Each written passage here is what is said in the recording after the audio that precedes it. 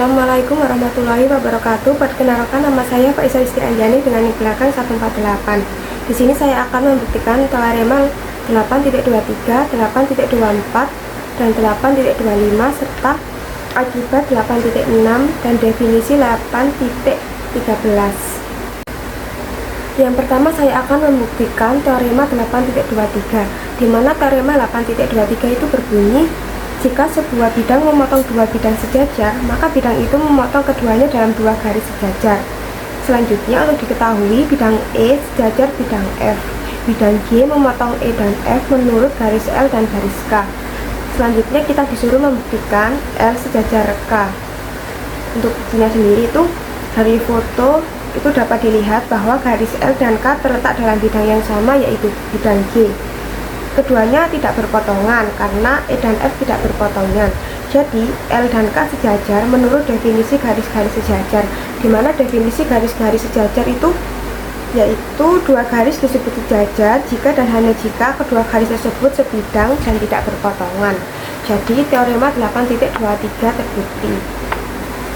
Selanjutnya saya akan membuktikan teorema 8.24 yang berbunyi, jika sebuah garis tegak lurus ke salah satu dari dua bidang sejajar, maka garis itu tegak lurus ke bidang yang lain. Untuk diketahui sendiri yaitu bidang E sejajar bidang F dan garis L tegak lurus E. Kita disuruh membuktikan bahwa L tegak lurus F.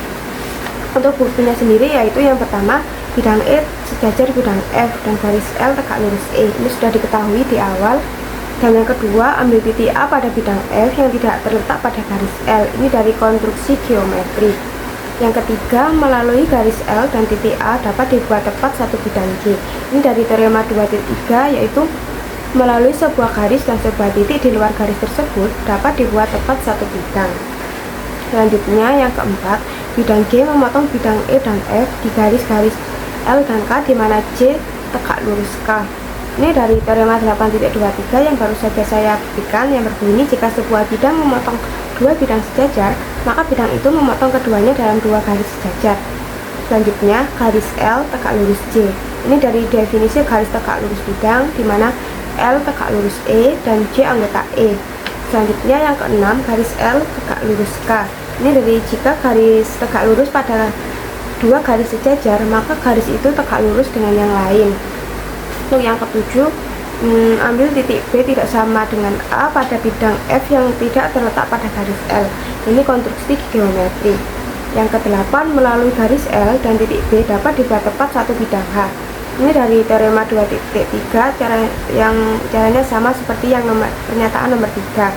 Selanjutnya, yang ke-9, bidang H memotong bidang E di garis T dan memotong bidang F di garis H, di mana T tegak lurus H. Ini dari teorema 8.23 seperti nomor 4. Selanjutnya yang nomor 10, garis L tegak lurus T. Ini dari definisi garis tegak lurus bidang, di mana L tegak lurus E dan L anggota E. Selanjutnya yang ke-11, garis L tegak lurus H. Ini sama seperti nomor 6 alasannya. Dan yang ke-12, garis K dan H adalah dua garis yang berpotongan di bidang F. Ini berdasarkan konstruksi titik A dan B yang berbeda. Selanjutnya yang nomor 13, garis L tegak lurus bidang F. Ini dari teorema 7.3 yang berbunyi, jika sebuah garis tegak lurus ke setiap garis dari dua garis yang berpotongan di titik potongnya, maka garis itu tegak lurus ke bidang yang memuat garis-garis tersebut. Selanjutnya saya juga akan membuktikan teorema 8.5 yang berbunyi, dua bidang yang tegak lurus ke garis yang sama adalah sejajar.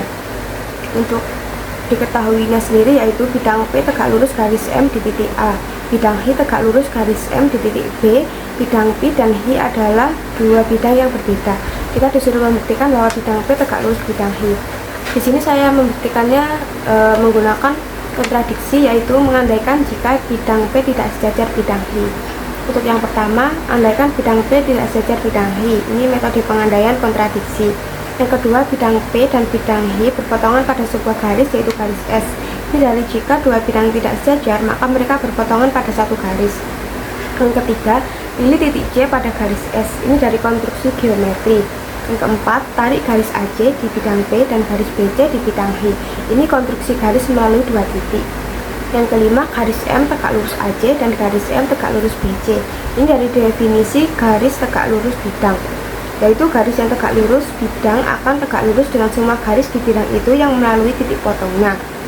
Untuk yang keenam, sudut BAC sama dengan 90 derajat dan sudut ABC sama dengan 90 derajat. Ini dari definisi tegak lurus. Selanjutnya yang ketujuh, jumlah sudut segitiga ABC lebih dari 180 derajat. Karena tadi kan sudut BAC itu 90 derajat dan sudut ABC 90 derajat. Jika dijumlahkan kan 90 derajat ditambah 90 derajat ditambah sudut ACB yang belum diketahui, dan jumlah sudut itu pasti lebih dari 180 derajat. Selanjutnya yang ke-8, pertanyaan 7 kontradiksi dengan teorema jumlah sudut segitiga. Ini dimana teorema jumlah sudut segitiga berbunyi jumlah sudut dalam segitiga di bidang datar harus tepat 180 derajat. Dan yang terakhir yaitu pengandaian pada nomor 1 itu salah, maka P sejajar dengan Q. Ini dari kesimpulan logis dari kontradiksi. Jadi teorema 8.25 itu terbukti. Selanjutnya yaitu akibat 8.6, kesejajaran bidang transitif. Ini berbunyi jika dua bidang masing-masing sejajar ke bidang ketiga, maka mereka sejajar satu sama lain. Untuk diketahuinya yaitu bidang E1, E2, E3, di mana E1 sejajar E3, E2 sejajar E3. Kita disuruh membuktikan bahwa E1 sejajar E2. Untuk buktinya sendiri yaitu misalkan L garis yang tegak lurus dengan E3. Dan menurut teorema 8.24 yang berbunyi jika sebuah garis tegak lurus ke salah satu dari dua bidang sejajar, maka garis itu tegak lurus ke bidang yang lain, dan ini mengakibatkan L tegak lurus E1 dan L tegak lurus E2. Jadi E1 itu sejajar dengan E2 menurut teorema 8.25 yang berbunyi dua bidang yang tegak lurus ke garis yang sama adalah sejajar. Jadi akibat 8.6 terbukti. Selanjutnya definisi 8.13 tentang sudut dihedral, batas, muka, dan sisi. Sudut dihedral adalah gabungan garis dan dua bidang setengah tak sebidang dengan garis tersebut sebagai batas sekutunya. Jadi garis tersebut disebut batas sudut dihedral. Gabungan batas dan satu bidang setengah disebut muka atau sisi sudut dihedral itu. Secara sederhana, sudut dihedral itu sudut yang terbentuk dari pertemuan dua bidang, dan batas itu garis lurus tempat kedua bidang bertemu, sedangkan muka atau sisi itu dua bidang datar yang membentuk sudut tersebut. Nah, jadi itu yang sudah saya lampirkan itu batasnya yaitu garis PI. Dan untuk muka atau sisinya itu bidang yang memuat titik A dan bidang yang memuat titik B.